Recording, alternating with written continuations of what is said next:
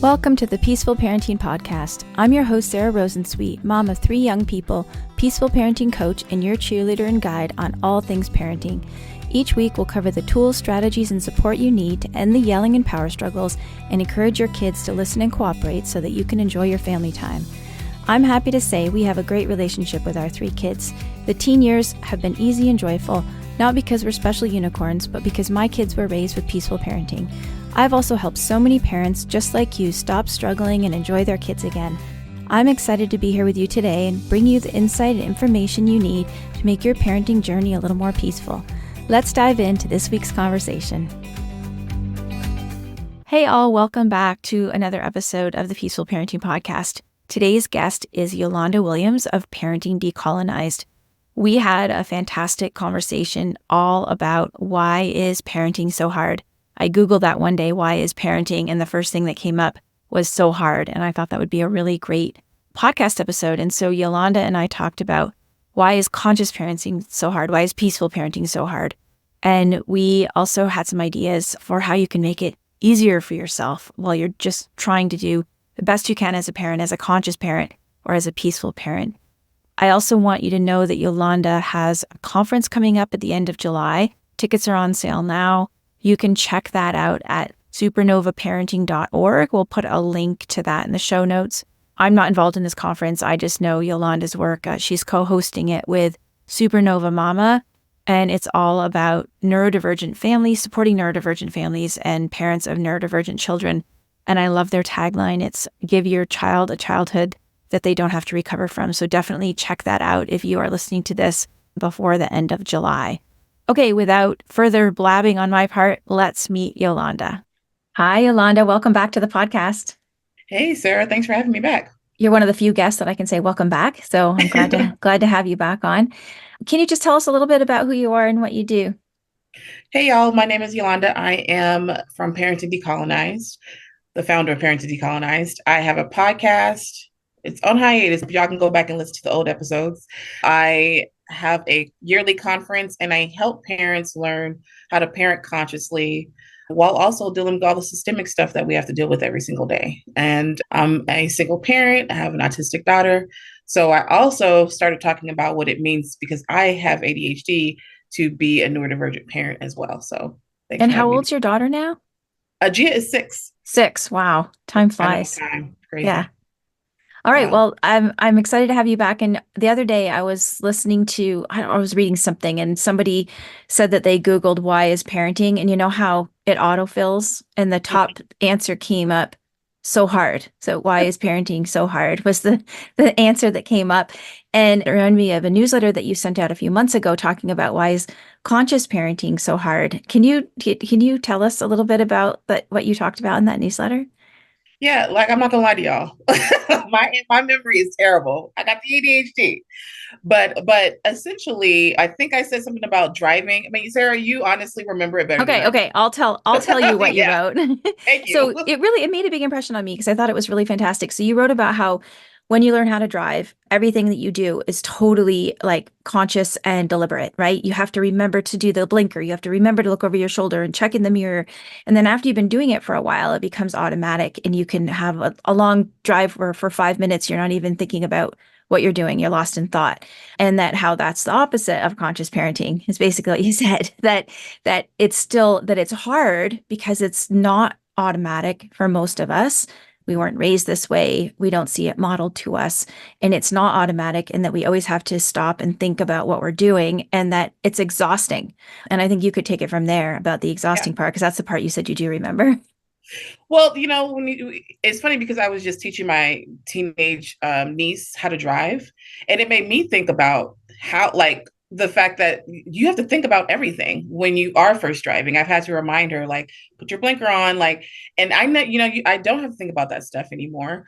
It is a much more, smooth thing. I can look up and be like, oh, I made it to my destination safely. And the fact that when you do have to think all the time about getting to a destination, how it really is taxing. I think what makes conscious parenting specifically so difficult is that it requires us to be conscious. Our minds wants to be on autopilot. It wants to do what we know, what it's already what we've been taught, how we've been socialized. And when we aren't doing that, we become exhausted because self-control is an exhaustible resource. And for the most part, a lot of us are just trying to practice self-control all day. We're trying not to yell, we're trying not to hit, we're trying making sure that we're apologizing, we're trying to control our facial expressions. At the end of the day, about 9 o'clock, I hit a wall of where I'm unable to can anymore. Like I'm just like, everybody got to go to bed because I don't have it in me anymore to try. And that's what makes it so hard, is that we have to think about it. Yeah, for sure. How do you cope with that exhaustion? Is there Yeah. anything that you've found that's helpful?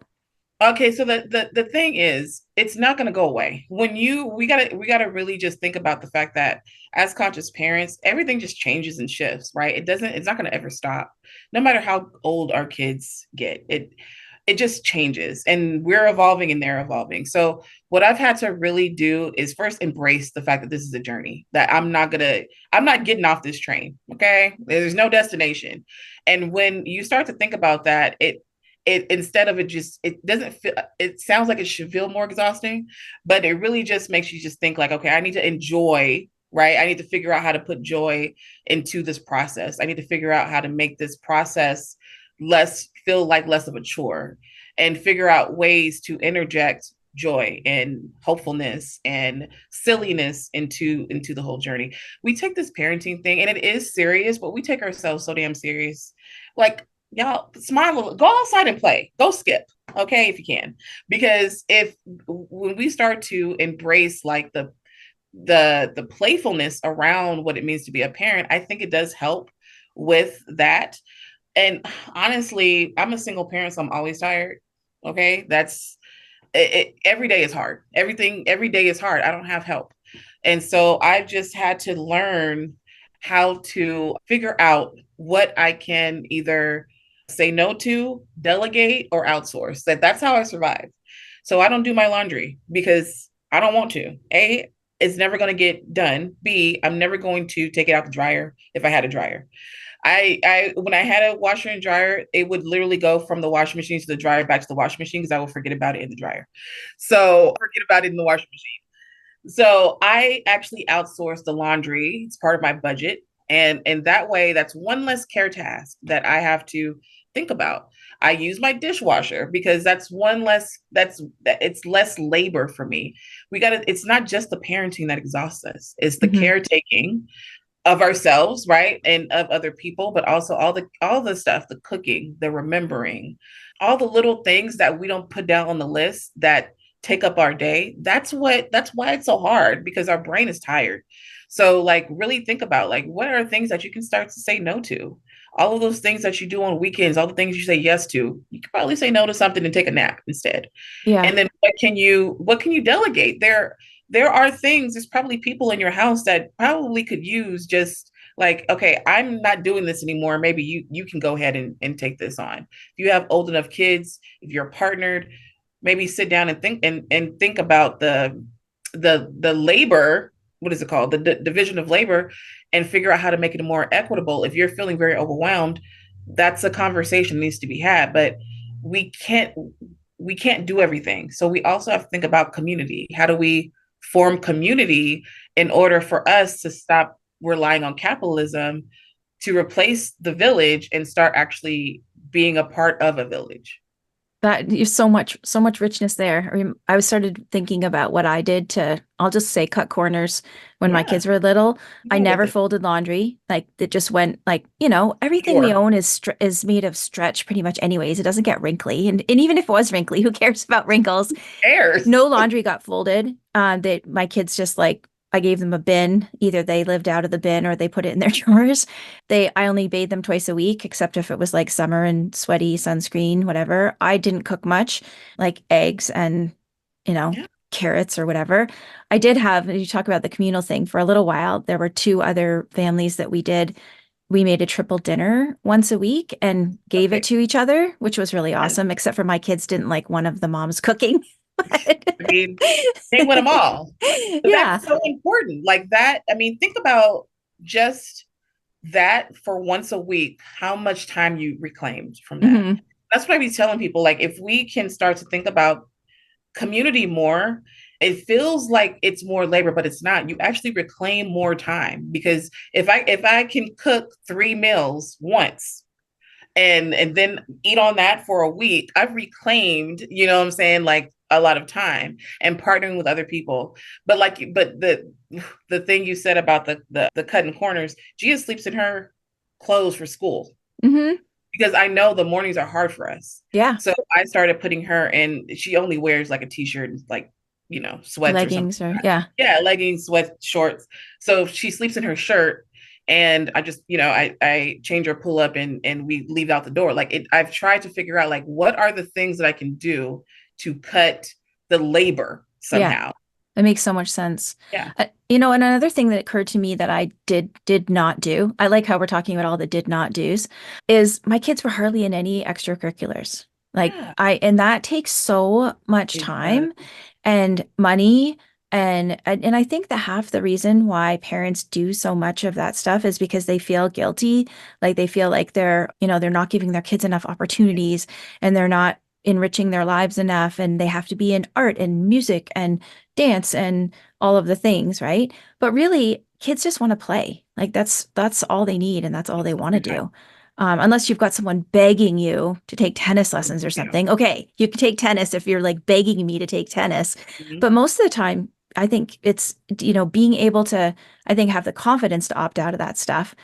It actually does make your life a lot easier and makes parenting a lot easier to not be involved in so many things like that. Say no to some stuff. Even with the sports, you got to think about, before you say yes, think about it's going to impact you, right? You got to get up early. You're the one that has to do all the taxiing, getting all the snacks. And yes, we do things for our kids sometimes that make us tired.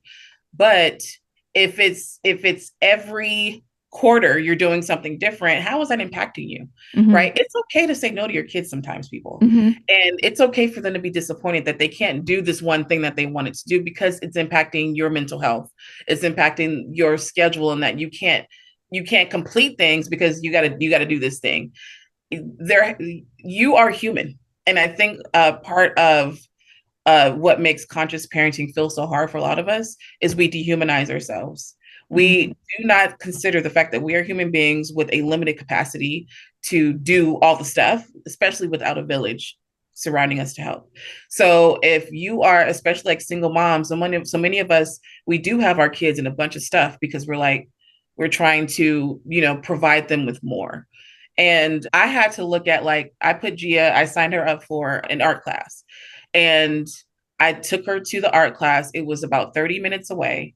And it was in a church, and they were sitting there and they were doing their art, but it was so she didn't want to do the art. It was a new environment. She wouldn't sit still. She wouldn't do the art. She wanted to go and explore all the stuff that was in the church. I it wasn't like it was some kind of art that was something that I can't do at home. We are Hmm. literally coloring. Okay, I'm not going back here because it was not enjoyable for me. So if we're gonna do art, we can pull out some supplies at home. And the same thing with the soccer. I finally got the schedule, and they were like, Saturdays at 9 a.m. Absolutely not. Nope. I'm not getting up. I'm not doing it. I'm not to be there at 9. I need to be up and ready I'd be out the house by 8:30. Hmm. That means I got to be up by 7:30 on a Saturday. No.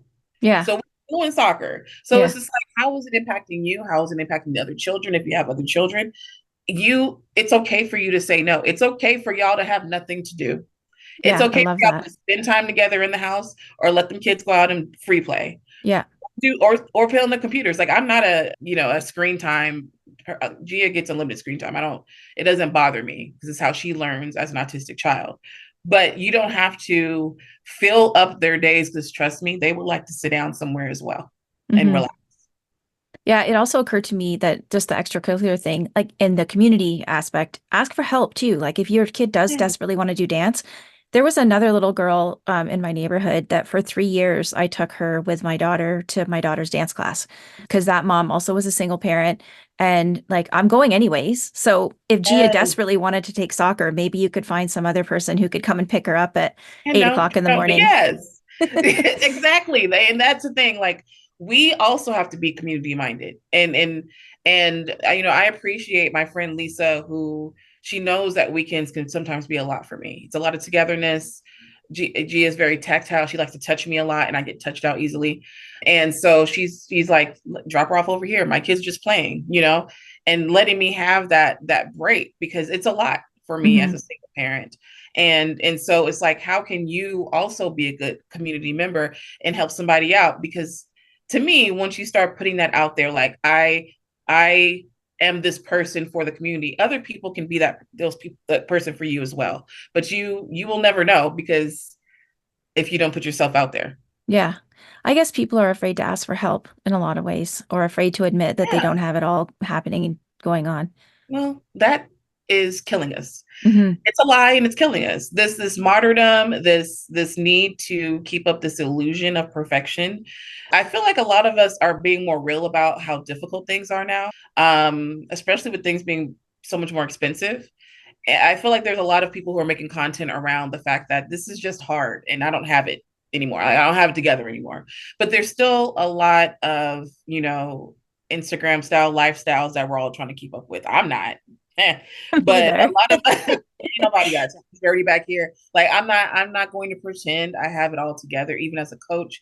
I know in my emails I talk to y'all about how I'm struggling, because it is hard to parent this way, to reparent yourself at the same time, and to live under oppressive systems. Yeah. And so the more real we are about our struggle, and we start talking about it and commiserate with one another, then we can figure out solutions together, instead of pretending like everything is okay.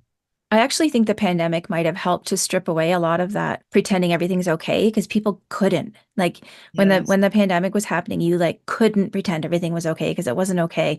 And I feel like it just occurred to me as you were talking, but I feel like we've come out of that a bit more honest about how hard parenting is. Like I've seen a shift from pre-pandemic to post-pandemic about people being more honest about how hard it is and how they don't have it all together. Yeah. So far we've been talking about sort of like the externals of parenting. Like let's shift back a little bit more to the internals of why conscious parenting is so hard. I mean, you just mentioned having to parent while reparenting yourself. Can you talk a little bit more about that?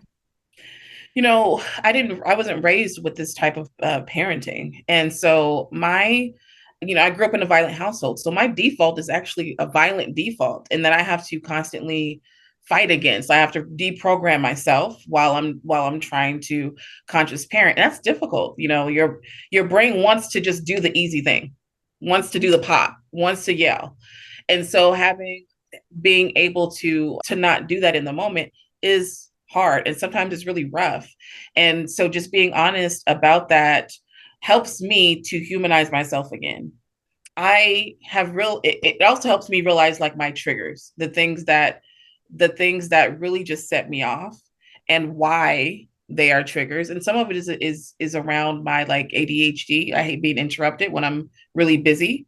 Like when I'm focused on something and she comes and she wants me to go, it's always when I'm focusing. Always. If I'm focusing, that's why I can't ever work when she's home. Because if I'm working, she sees that focus. She's like, come do, she doesn't speak a whole lot. So she's grabbing my hand, and it's just like, don't touch me while I'm doing this thing. I have to control myself because I don't want her to think it's her, when Mhm. really it's my sensory issues, right? But that that's always difficult because I don't know what she's feeling or thinking. And so I think if we as parents can start to give ourselves grace around the fact that a lot of us weren't raised this way. And when you're not raised this way, you're deprogramming and reprogramming at the same time. And that's a lot for your brain. That's just a Mhm. lot of mental capacity that you're taking up. And again, like I said, self-control is an exhaustible resource. You only have so much of it. That whole, the disability community uses spoons to see how Mhm. many spoons I have.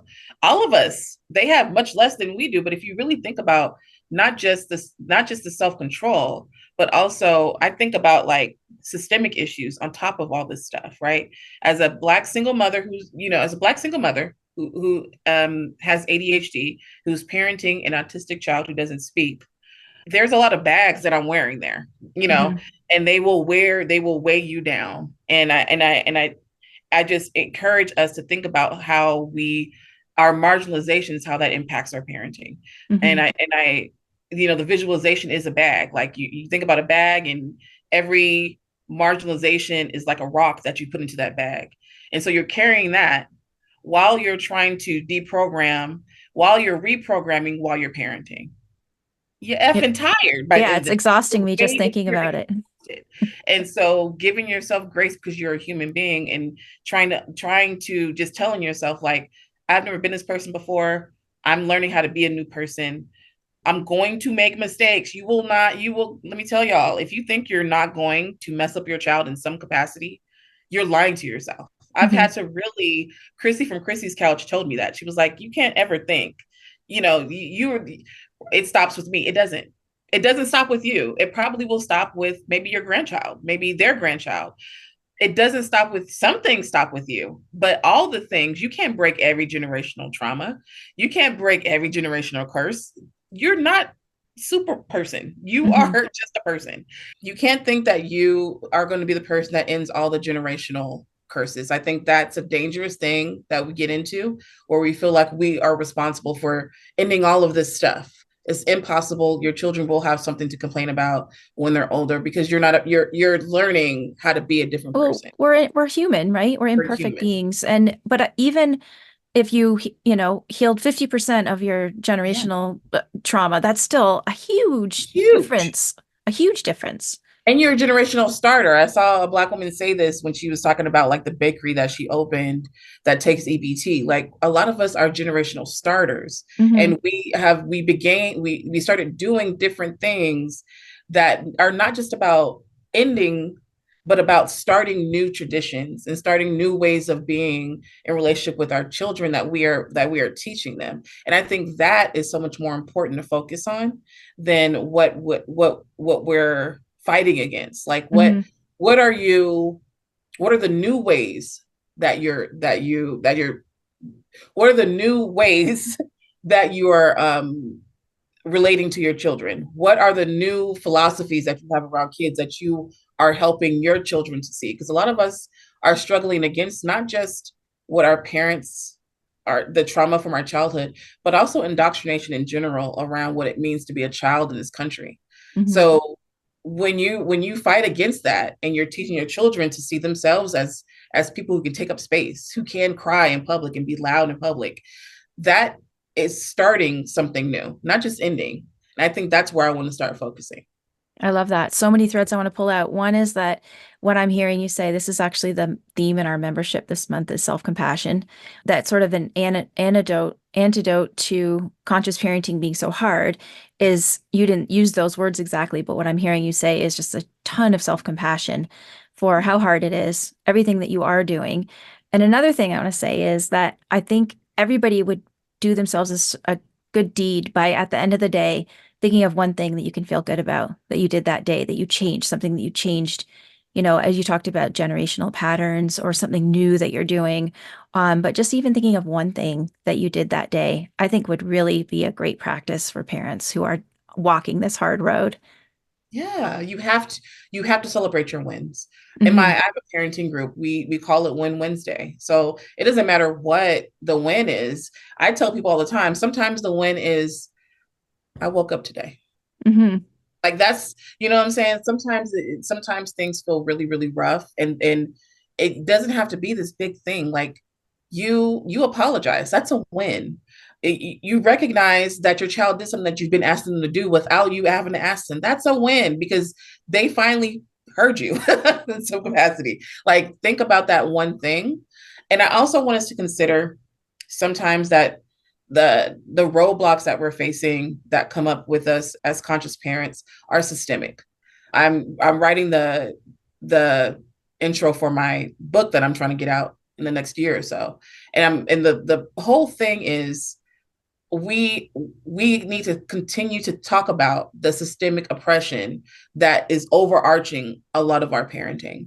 And when you think about the things that the lack of community, a lot of parents that are struggling with conscious parenting, when you look at your socioeconomic status, you probably have some struggle with that as well, and it's impacting your parenting. So it's like a lot of us are being, negatively impacted by systemic oppression, and that is showing up in our parenting.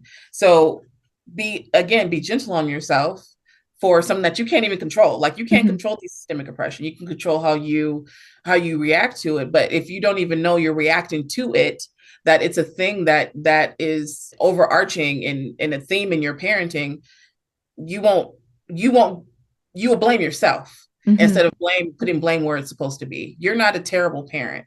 The systems that we're trying to survive in are terrible. And it's hard when you're doing it alone, when you're not in community, when we're not talking about it, when it's not acknowledged. So I just want to acknowledge that if you are struggling with oppression of some sort and with this parenting, I'm telling you that the oppression is a big part of the struggle. Yeah, it's like the noise in the background that's going on all the time. I was I can't remember where I heard this, but there was a lot of research in the 80s about children of divorce and how their outcome was so much worse than children of parents who stayed married.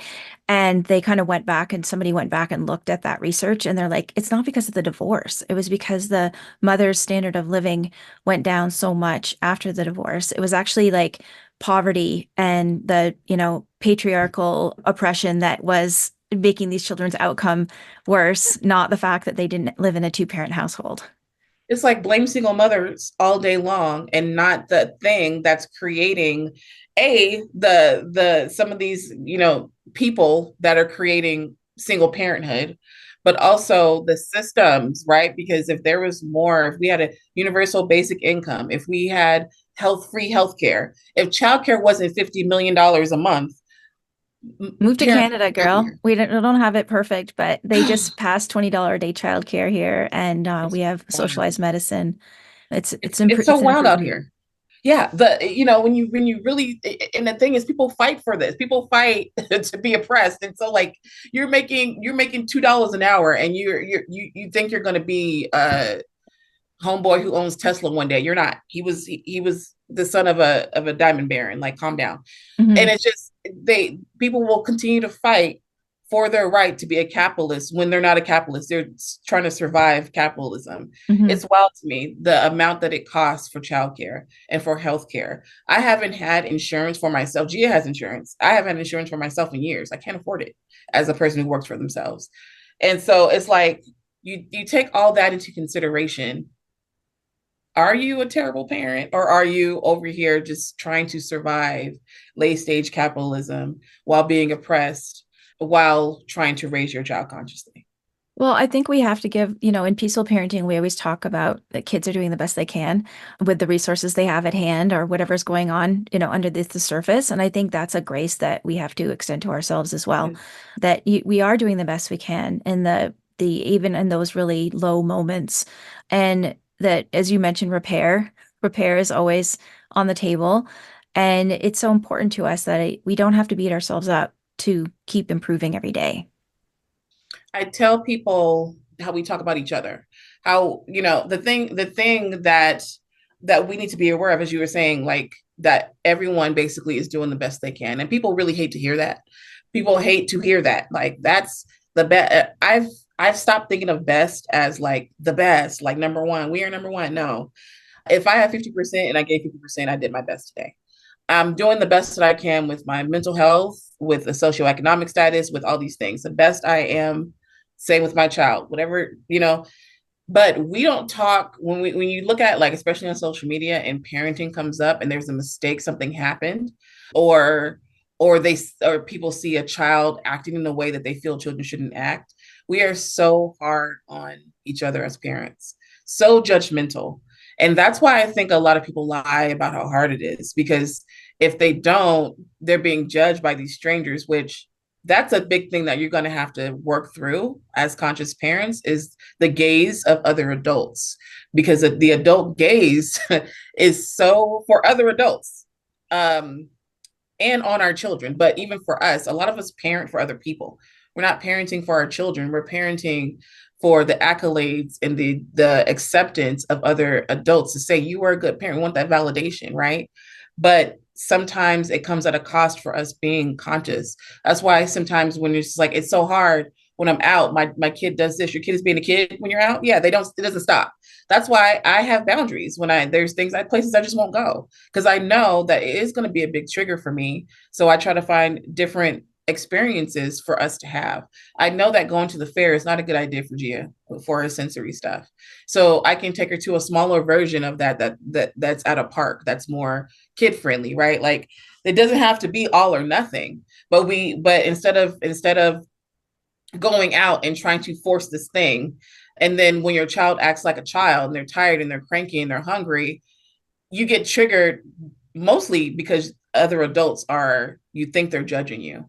We have to be kinder to each other as parents, and we have to start looking at other parents as human beings, and we also have to stop thinking that a child's behavior is reflective of the type of parent, because as conscious parents, you start to understand that your child is going to be a child and they're going to be who they are, who they want to be. They make choices.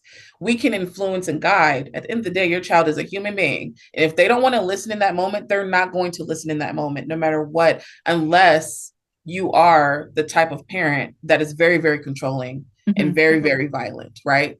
And so, but if you aren't, if you're like, I'm a conscious parent, I want to respect my child's autonomy and voice and agency, your child's going to do some stuff that's going to embarrass you sometimes. I always say it's going to be messier, right? It's definitely going to be messier. Harder, messier, difficult, because you are, again, all this noise of like, you're not a good parent. Your child is doing what? You're letting your child do this. Look at that child throwing a tantrum. Look at this. Look how noisy your child is at this restaurant. Look at your child on the the phone at the restaurant. You're not even, shut up. All that. What is important for you?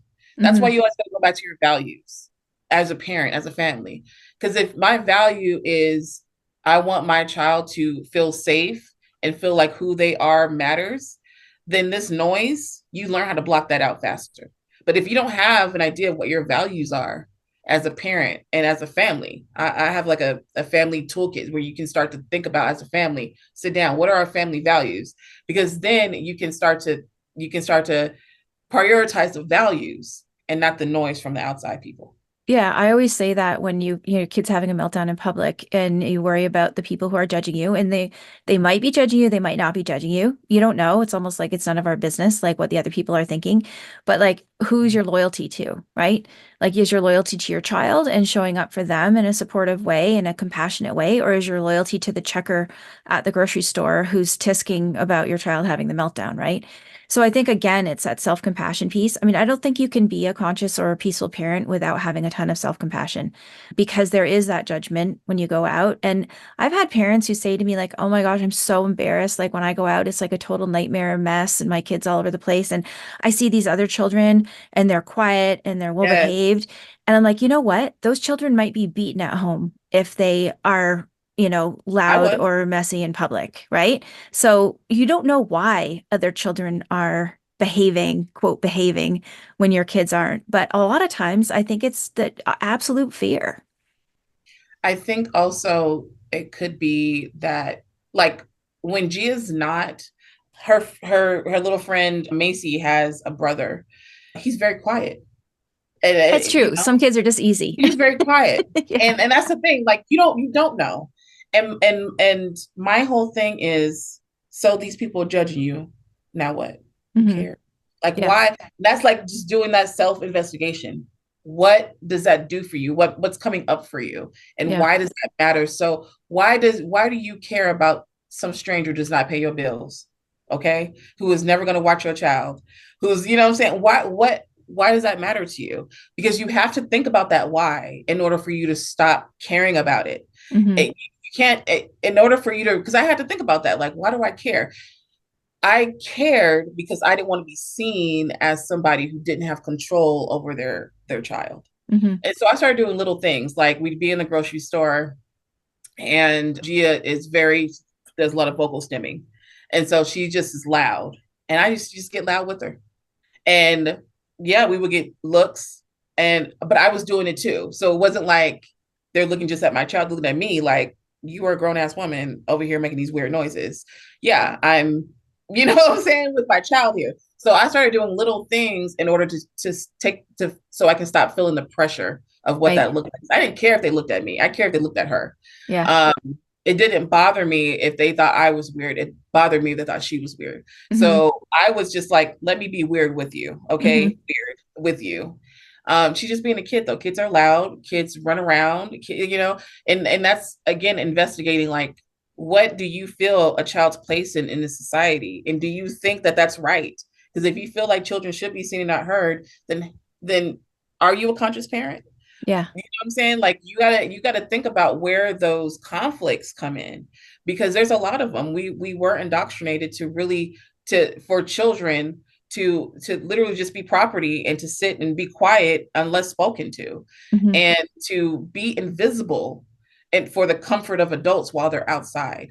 But even now, when the child is at a park in a neighborhood, we got neighbors calling cops on kids for riding bikes. Like there's nothing a child can't do where adults doesn't find it a nuisance. Mm-hmm. So why are we caring about those people who don't even like children and using that to gauge how good of a parent we are? Yeah. No, Yeah. Totally we got to fight separate back that. against that Yeah. completely. Separate those two things completely. Yeah. I mean, to your point, I think there are kids who are just quieter in general. Like I was just getting my hair cut the other day, and my hairdresser, who's known me since before I had kids, was remembering when I brought my oldest son, who's 23 now, and he was like 2. I brought him with me to get a haircut, and she was like, he just walked around like looking at things and not touching anything. And I'm like, oh yeah, that was him. Like you could have, he was just one of those kids who was just really, really kind of like calm. Not my other two kids, not my Not next mine. 2 kids, but He is like a and Tasmanian you devil. know, the other thing I was going to say was I have the part about what other people think has never been much of an issue for me personally because I don't know, I was like blessed with an extraordinary amount of like who cares what other people think. But I also realized that like I have a lot of privilege as a white woman who gets like much more of a pass in public than than a parent of color would get in terms of like their kids' behavior. So I think Oh that yeah. is like I another mean, layer. let's just call it what it is. I mean, that racism is really, it really is, and that's why so many Black parents, when they are out, they are, you can hear it. You can hear sometimes where a person just wants control of their children. It was something that we continue to this day to be judged by, Hmm. and we get all the blame for. We got all these white kids shooting up schools and universities and everything else that one parent went to those two parents were convicted and they went to jail, setting this precedent, right? But for the most part, it's not like, oh, these are terrible parents. But when you look at studies around Black childhood, the parents are always, always, always blamed. And Hmm. so there's a lot of a cultural difference in the way that we are perceived to the general public and our children are perceived that puts an extraordinary amount of pressure on Black parents, specifically single mothers, to parent in a way that looks like we have control over our kids. Hmm. That's just another rejection, though. Like I have to reject that because that's Yeah. that's that's a part of the white capitalist patriarchy that me as a Black single mother that I have to reject that narrative that I am inherently a bad mother and that my children are inherently bad. Because that's where that comes from. Like I'm not a good person, I'm not a good parent, and I have to be violent in order to be a good person and a good parent. No, I sure Yeah. don't. Yeah. No, I hear you. The other thing that occurred to me when we were talking about what other people think was you said, we both said, would you care what the grocery store employee thinks? But what if it's your own family? I think that gets trickier. Right. Like, because I think a lot of us are still looking for that approval from our parents, especially, or even our siblings. And if they're not approving of how we're parenting, has that come up for you? And how have Yeah. you dealt with that? Boundaries. I think anyone who is trying to do this, and they're one of the first people in their family to do this, you will run up against this, and you have to learn how to implement boundaries. A lot of us, when you're raised in a old school type of environment, there are no boundaries. There's no personal boundaries. There's no bodily autonomy. There's no boundaries. You're not taught them, right? So you're violated every single day almost. And you're told to accept that those violations with a smile on your face. And so a lot of us grow up and we don't understand the difference between a rule and a boundary. And so you have to learn the difference and you have to start having boundaries in your life with the people that it's hardest to have the boundaries with. I put up a meme recently where I was just like, this is what happens when you tell your parent that, you put up a boundary. the first time you put a boundary, and it was like an adult having a tantrum pretty much, because they throw a fit. a lot of these a lot of grandparents and older people, they will throw a whole fit when you say, no, you cannot speak to me this way. But a lot of us don't even know how we still feel like, I don't know who said it, but they were just like, when you're around your family, especially like elders, you kind of revert back to a childlike state, and you kind of had that hierarchy where it's just kind of like, they're up here, you're in the middle, and your child is down here. And a part of my conscious parenting journey is rejecting that hierarchy. I don't care how old you are, you don't get to talk to me any kind of way, you don't get to treat my child any kind of way. And learning how to put up boundaries has made my relationships better, because I can, and healthier, right? Because I don't feel like I am betraying myself and betraying my child for this elder in the family. And on top of that too, a lot of us don't know how to communicate our boundaries or enforce them in a way that also isn't dehumanizing the other person. Mm-hmm. Because if you have an elder, let's say that's like 60, 70, 80 years old, and you're like, you know what? I would appreciate it if you did not threaten to hit my child or tell me to hit my child. If you continue to say this, we're going to leave, and you're not going to see us very often. They're going to do it again, because you know what? They don't have the practice with the boundaries. They don't have, you're asking someone who's been this way for years to just not be that way. And it, just like we as conscious parents need constant grace for ourselves. Obviously, if it's an abusive situation, I'm not saying stay in it. What I'm saying is, if you are around these people and this is somebody that you do want in your life, and they make a mistake 1 or 2 times, you can remind them. It's okay to remind people instead of just cutting them off. Mm-hmm. It's okay to remind them and then adjust your boundary. Put up a time boundary. Okay, like I say to myself, like, I'm going to go over this person's house. I know they're going to trigger me. I'm only going to be there for 30 minutes. Mm-hmm. Like, that's my boundary, my communication boundary. We're not talking about this subject. I'm not talking about this with you. It's just going to make me upset. Like, you can adjust them, right? You don't have to just cut folks off, because that's what's happening a lot now. It's just kind of like, I'm not putting up with nothing. I'm cutting it off. And to me, you're not teaching your child any kind of conflict resolution skills with that. If these are folks that are abusive and you want to cut them off. But if these are people that you actually want in your life, you're going to have to learn conflict resolution skills, something that you were never taught. And that's a part of having boundaries, is figuring out, how do I adjust them? And you're not adjusting to fit this person in. You're adjusting to keep yourself safe and keep your child safe. Because people still have it confused that your boundary is about the other person, when really it's about you and your child. Yeah, boundaries, what you're willing or not willing to do, not anything about the other person. Yeah. I mean, it's what you're talking about is sort of like, you have to do the things that you never had permission to do as a child, right? And so it feels kind of scary, and it can feel kind of dangerous, both literally and figuratively, to be standing up for yourself when you never had a voice when you were a kid. Yeah.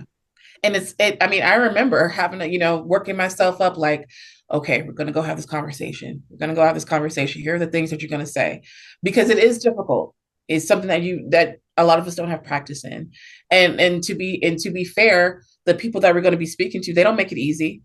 They want you to stay in a certain place. They don't want that hierarchy to go away. Mm-hmm. They want to feel revered. And so speaking to them, you will feel attacked. You will feel gaslit, all this stuff. And again, that you don't have control over any of that. The whole point of a boundary is to say, I can't control what that person's going to do. What I can control is what I allow. Yeah. So, like, if you go over there and you're having this conversation and they continue to do the thing, I'm going to go ahead and leave, because that's the control you have. I have control over the fact that I'm not going to let you speak to my child any kind of way and threaten them. I'm going to deny access to my child now.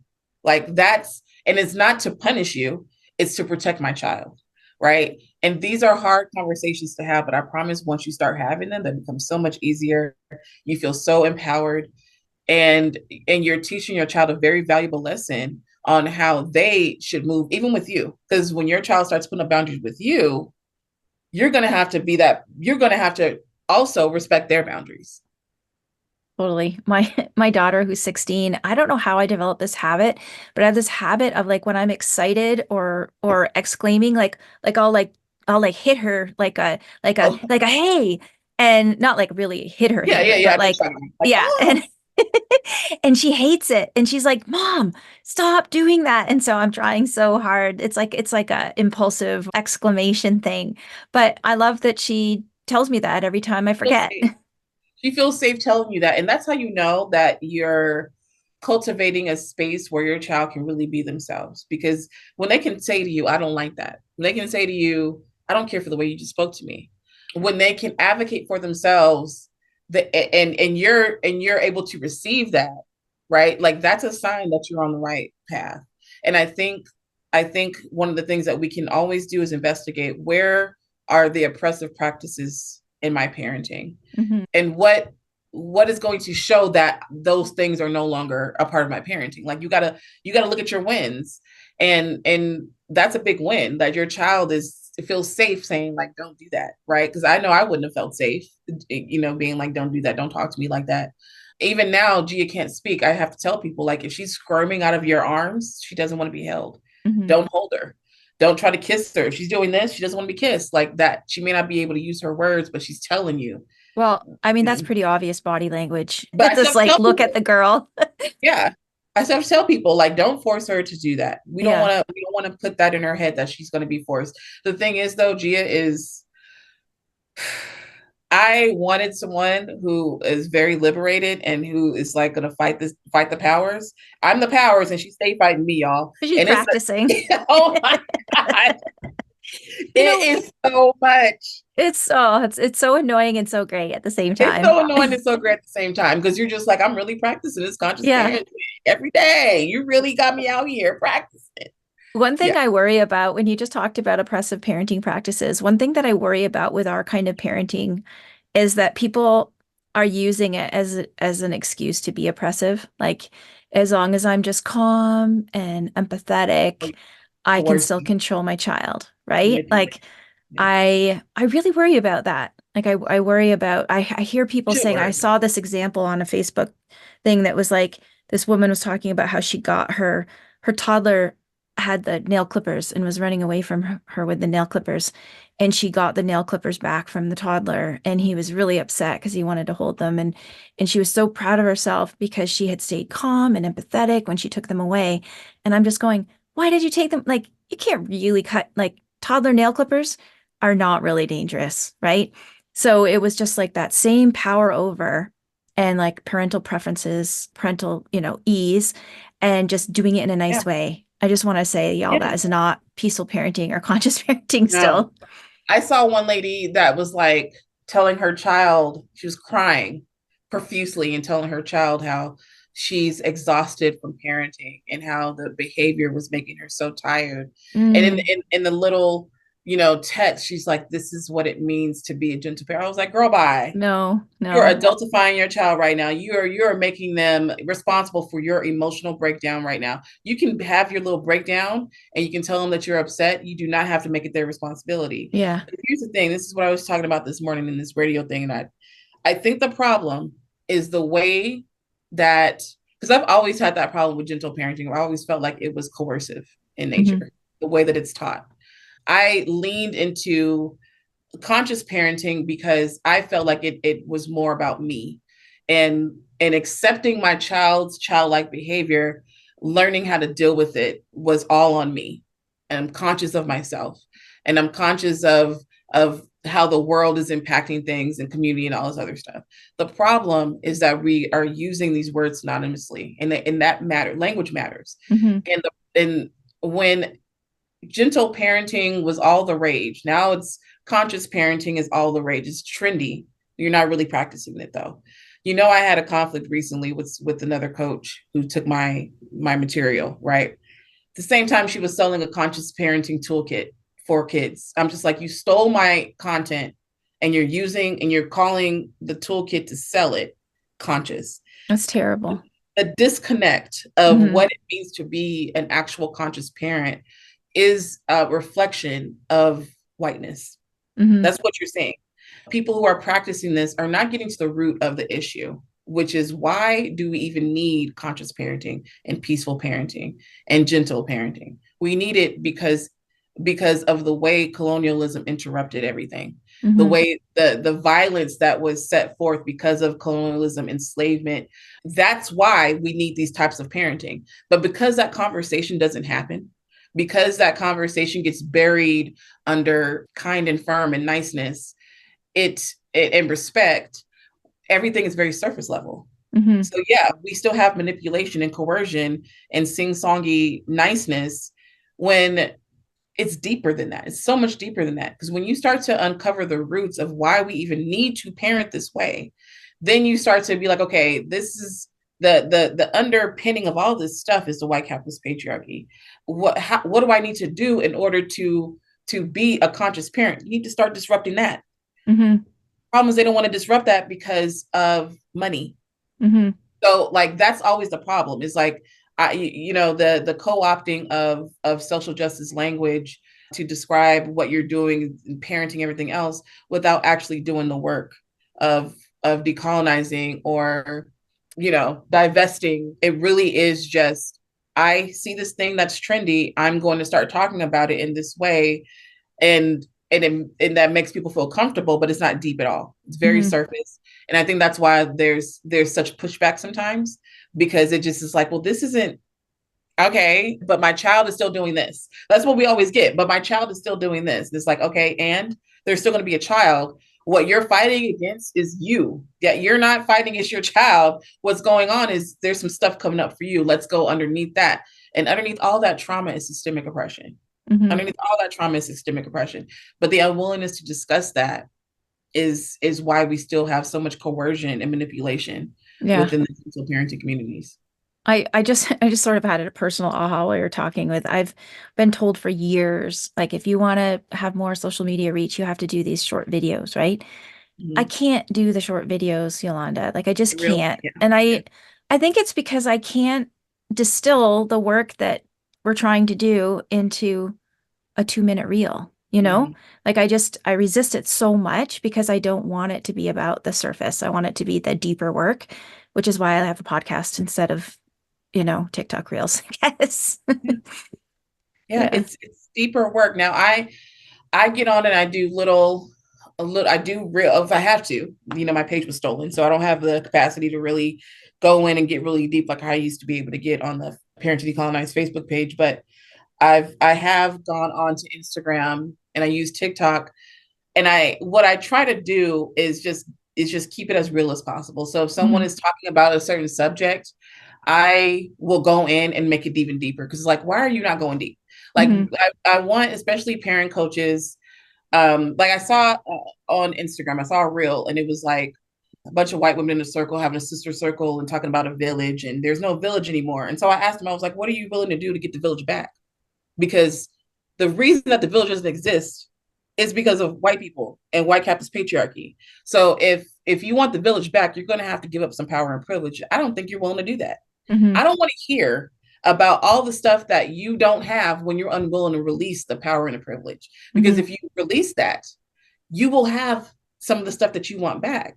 If you start centering the most marginalized people in these conversations, you're in a group of all of these people and all of them white. You in a sister circle and all your sisters white. Girl, bye. You are not trying to do nothing. You're not trying to heal. You want what you want, but white. You want a white village, and good luck with that, because we see what white women are under attack too, with your reproductive rights and all other stuff. Like, y'all are under attack. They want y'all back in the kitchens, okay? back in trad wife land. Trad wife stuff. Like, we see it. It's on the rise. And so it's like, there's a reason why you need to be centering the most marginalized people, because when you do, and policies and everything are able to be put in place to protect the most marginalized people, which is actually children, right? Black and Indigenous children. When those policies are put into place to protect them, we're all free. We're all, the oppression list for all of us. But to center what we need, even as adults, I can't center what I need as an adult. I need to center what children need. Because if I center what I need as an adult, it becomes very selfish real quick. because adults are selfish people. We want quiet. I want a nap. Okay. Mm-hmm. I don't want to cook every day. I don't want to do all the stuff every day. The things that I want are would make life really inconvenient for Gia. So I need to center what she needs while also keeping my humanity in mind. So that's where that whole like, what do I let go of? What do I say no to? All that stuff comes in. But I'm centering her always because I have to. Because if I Mm-hmm. don't, it becomes like instead of childproofing, just hit them. Let them know that they can't touch that thing. Just pop them real quick, or you can just childproof. Mm-hmm. Like Well, I that. mean, we're coming back the sort of full circle about Yeah. like what's hard about conscious parenting, peaceful parenting, is that you have to give up your power as the oppressor, right? That's like one of the big parts of it. Give up your power as the oppressor. Decenter yourself. Center the most marginalized children, and really give up control, because a Mm-hmm. lot of us still, we can say, and this is always a constant struggle. This is again a socialization of what it means to be a good parent, is I control my kids. I control. And so giving up that control is very difficult.